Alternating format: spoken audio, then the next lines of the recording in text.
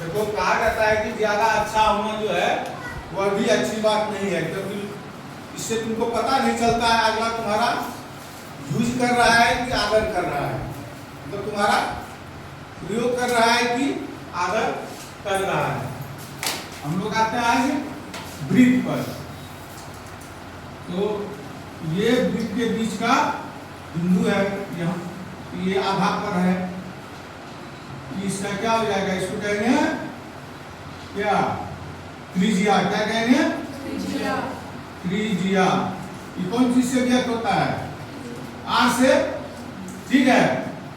अब यदि फिर इधर से ले जाके इसमें मिला देंगे तो क्या हो जाएगा? पूरा मिलकर क्या हो जाएगा? व्यास। क्या हो जाएगा? व्यास को डी से इंडिकेट किया जाता है। अब फिर ये जो है क्या है? वृत्त की जीवा है। ये क्या है? वृत्त की जीवा है। ये क्या है? वृत्त की जीवा है।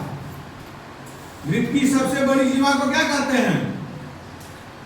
वृत्त का व्यास। क्योंकि सबसे ज्यादा ये लंबा कहाँ होगा? बीच में होगा। ज्यादा लंबा कहाँ होगा? बीच में होगा। तो इसीलिए कहा जाता है, कभी कभी पूछा जाता है कि वृत्त की सबसे बड़ी जीवा कौन होती है? व्यास। क्या कहलाता है? व्यास वृत्त की सबसे बड़ी जीवा होती है। तो अब हम समझ गए ये क्या है? त्रिज्या है। यहाँ आधा तक आता है जो वो क्या है? त्रिज्या है। इसीलिए r बराबर क्या हो जाएगा? r बराबर d/2 या d बराबर क्या होगा? 2 इंटू r। नहीं होगा? 2 इंटू r मतलब त्रिज्या का दुगुना होगा क्या? व्यास। त्रिज्या का दुगुना क्या होगा? व्यास। अब व्यास का आधा होगा त्रिज्या। ठीक है। उसके बाद देखो, यदि यहाँ पर जो है हम इसको काटते हैं, जैसे यहाँ होता है यहाँ से यहाँ तक जब मिलाएंगे तो इसको काटता है क्या? चाप। क्या कहते हैं? इसको कहते हैं, ये क्या होता है? जीवा। तो तुम लोग समझ गए कि ये क्या है? ये जीवा है। समझ गए? ये सब जो जीवा है। और इसको क्या कहते हैं? चाप। क्या कहते हैं? चाप। उसके बाद है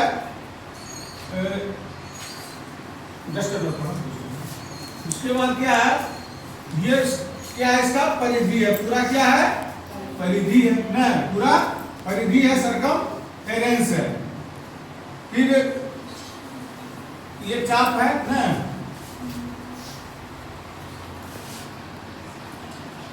इसका जो है हम परिधि का सूत्र होता है क्या? वृत्त की परिधि का सूत्र होता है सी। मान लो सरकमफेरेंस का सूत्र क्या होता है? 2 पाई r ना। एरिया का क्या होता है? एरिया का क्या होता है? पाई r स्क्वायर। पाई r स्क्वायर। समझ गए कि जीवा समझ गए कि त्रिज्या भी समझ गए, व्यास भी समझ गए। अब इसको जो कोई रेखा मान लो कि स्पर्श करके निकलेगी, स्पर्श करके निकलेगी, तो यहाँ इसको क्या कहेंगे? रेखा जो स्पर्श करके निकलेगी उसको क्या कहेंगे? टेंजेंट। क्या कहेंगे? टेंजेंट। इंग्लिश में कहते हैं टेंजेंट, ऐसे कहेंगे स्पर्श रेखा। स्पर्श रेखा। फिर कहीं पर मान लो क्या होगा? ऐसा होगा, फिर मान लो ऐसा होगा। इसको क्या कहेंगे? त्रिज्य खंड। क्या कहेंगे? त्रिज्य खंड। त्रिज्य खंड।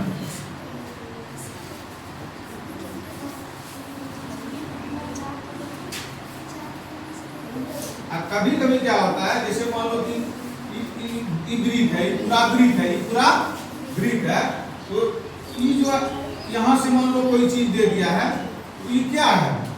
ये है तुम्हारा क्या? वृत्त खंड। ये छोटा खंड हुआ, ये बड़ा खंड हुआ। क्या हुआ? बड़ा खंड हुआ। इसको क्या कहते हैं? ये छोटा हुआ, नहीं इससे छोटा है ना, ये छोटा होगा, वो क्या होगा? बड़ा होगा। क्षेत्रफल भी तुम लोग निकाल लोगे, कोई दिक्कत नहीं। ये आ गई समझ में?